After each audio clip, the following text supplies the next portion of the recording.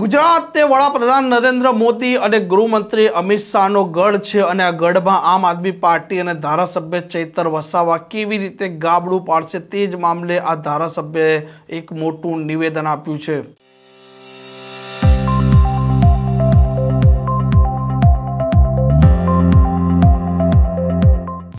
નમસ્કાર, આપ જોઈ રહ્યા છો હોટલાઇન ન્યૂઝ અને હું છું આપણી સાથે તોફિક ગાંચી। આમ આદમી પાર્ટીના ધારાસભ્ય ચૈતર વસાવા તેમની પાર્ટી છે તેનો વધારે પાયો મજબૂત કરવા માટે અલગ અલગ આદિવાસી વિસ્તારોમાં ફરી રહ્યા છે, લોકોને તે આમ આદમી પાર્ટી સાથે જોડી રહ્યા છે અને આવનારા દિવસોમાં સ્થાનિક સ્વરાજ અને ત્યારબાદ વિધાનસભાની જે ચૂંટણી યોજાવાની છે તેની તૈયારી પણ તેમણે અત્યારથી જ આરંભી છે અને ગુજરાત તે વડાપ્રધાન નરેન્દ્ર મોદી અને અમિત શાહનો ગઢ માનવામાં આવી રહ્યો છે અને આ ગઢમાં કોંગ્રેસ આજ દિન સુધી સફળ નથી થઈ તેવા આરોપ પણ ભાજપ લગાવે છે અને તેના વચ્ચે ધારાસભ્ય ચૈતર વસાવાનું એક મોટું નિવેદન સામે આવ્યું છે અને ગુજરાતમાં કેવી રીતે તે તેમનો પગ પેસારો કરશે તે મામલે તેમણે પ્રતિક્રિયા પણ આપી છે।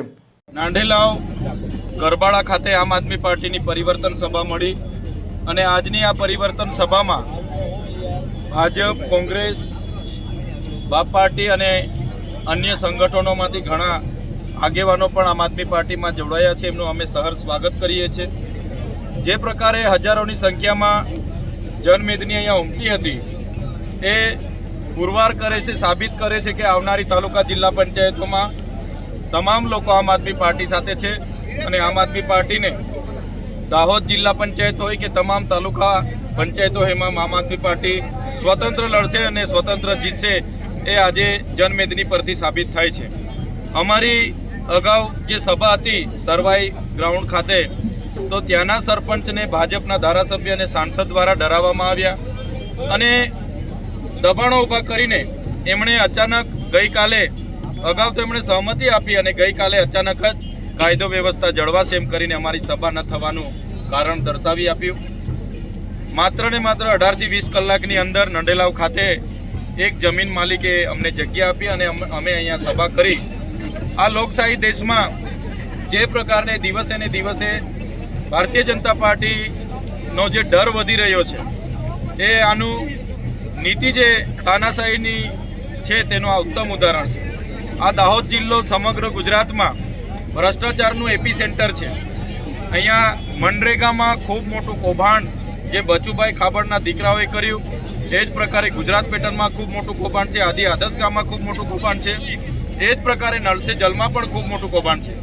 અહીંયા દાહોદ જિલ્લામાં 73AA જે આદિવાસીઓની જમીનો હતી એ પણ આ નેતાઓના ઇશારે અધિકારીઓએ બારોબાર થર્ડ પાર્ટીઓને વેચી મારી છે, એની પણ તપાસ ચાલતી હતી અને ભાજપના નેતાઓના સુધી રેલા ગયા અને તપાસો પણ બંધ થઈ છે। ત્યારે આમ આદમી પાર્ટી આવનારા દિવસોમાં એમના કૌભાંડો ઉજાગર કરવાનું કામ પણ કરશે અને સાથે સાથે જ્યાં પણ આ ભાજપના નેતાઓ આદિવાસી સમાજને ગેરમાર્ગે દોરવાનું કામ કરશે, આદિવાસી સમાજને ડરાવવાનું કામ કરશે, તેની સામે આમ આદમી પાર્ટી પૂરી મક્કમતાથી લડશે અને લડવા માટે અમે કટિબદ્ધ છે। ત્યારે સભા ન થવા દેવાનું માત્ર ને માત્ર કારણ અમને એવું લાગી રહ્યું છે કે આદિવાસી સમાજ હોય, ઓબીસી સમાજ હોય, કોળી સમાજ હોય કે દલિત પીછડા વંચિત સમાજ હોય એ જ્યારે એસઆઈઆરની વાત કરે, યુસીસીની વાત કરે, યુજીસીની વાત કરે, બંધારણીય અધિકારોની વાત કરે, સામાજિક અધિકારોની વાત કરે, ભાજપ અને કોંગ્રેસના લોકો એવું કહેતા હતા કે ગુજરાત એ મોદી અને અમિત શાહનો ગઢ છે, ત્રીજો મોરચો ચાલવાનો નથી, ત્રીજી પાર્ટી ચાલવાની નથી।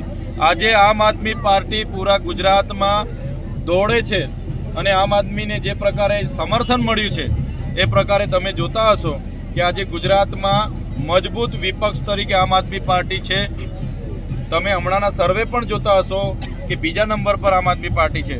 ત્યારે આમ આદમી પાર્ટી કોઈની સાથે પણ તાલુકા જિલ્લામાં ગઠબંધન કરવાની નથી।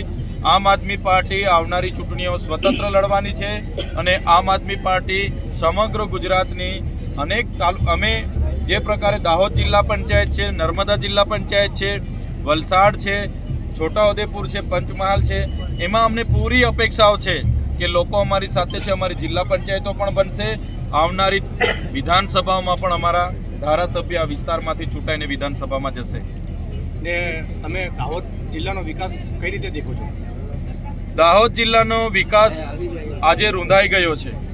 આજે દાહોદ જિલ્લો એ દેશના અતિ પછાત જિલ્લાઓમાં દાહોદની ગણના થાય છે. જો એનું સૌથી મોટું કારણ કોઈ હોય તો દાહોદ જિલ્લાના લોકો માટે બનતું બજેટ અહીંના નેતાઓના અને અધિકારીઓના પેટમાં જાય છે, જેના કારણે દાહોદ જિલ્લાનો વિકાસ નથી થયો, જેના કારણે દાહોદ જિલ્લામાં કુપોષણથી પીડાતા બાળકોની સંખ્યા વધારે છે, બેરોજગારોની સંખ્યા વધારે છે, શિક્ષણનું સ્તર નીચે છે, શિક્ષકોની ઘટ છે, ઓરડાઓની ઘટ છે, આંગણવાડીઓની ઘટ છે. આ તમામ બાબતોમાંથી દાહોદ જિલ્લાને કાઢવું હશે તો આમ આદમી પાર્ટી આવનારા દિવસોમાં આવે સત્તામાં તો જ दाहोद जिला ने न्याय મળશે એવું અમે સ્પષ્ટ માનીએ છીએ. दाहोद जिले के अंदर एक कथन बहुत लोकप्रिय हो रहा है और उसमें चर्चाएं बहुत हो रही है, जो कि आम आदमी पार्टी ने इस बार दिया है, ना बेटा का और ना बाप का, इस बार गुजरात आपका. तो इसके बारे में क्या कहो? ના બેટાનું ના બાપનું, ગુજરાત આપનું. ગુજરાતમાં અને દેશમાં નેતાઓના પરિવારવાળા જ લડે, એનો છોકરો હોય, એનો ભાઈ હોય એ જ લડે. દાહોદમાં બી સાંસદ હોય તો એનો ભાઈ જ ધારાસભ્ય બી લડે. અમારામાં એવું નથી.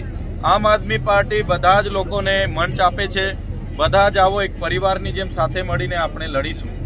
જે પ્રકારે આદિવાસીઓના બજેટમાંથી મુખ્યમંત્રીના કાર્યક્રમમાં 100 કરોડનો ખર્ચો થાય, વડાપ્રધાનના કાર્યક્રમોમાં 100 કરોડથી વધારે ખર્ચો થાય, વિકાસ યાત્રાઓમાં ખર્ચા થાય, અમૃત મહોત્સવોમાં ખર્ચા થાય, એમના પ્રચાર પ્રસારમાં ખર્ચા થાય, એમના જમણવારમાં, નાસ્તામાં, ચામાં, એનાથી આદિવાસીઓમાં કુપોષણ વધી ગયું છે અને આદિવાસીનું બજેટ આજે આદિવાસીઓ માટે વપરાતું નથી. એટલા માટે આવનારા દિવસોમાં અમે પરિવર્તન ઈચ્છીએ છીએ અને અમે સ્લોગન આપ્યું છે, ન બેટાનું ન બાપનું, ગુજરાત હવે આપનું. આપ એટલે આપણે બધાનું ગુજરાત. આ પ્રકારના સમાચાર માટે હોટલાઇન ન્યૂઝ ચેનલને લાઇક, શેર અને સબસ્ક્રાઇબ કરવાનું ભૂલતા નહીં. નમસ્કાર. આવા પ્રકારના વિડીયો તમને જોવા ગમતા હોય તો હોટલાઇન ન્યૂઝ ચેનલને લાઇક, શેર અને સબસ્ક્રાઇબ કરો.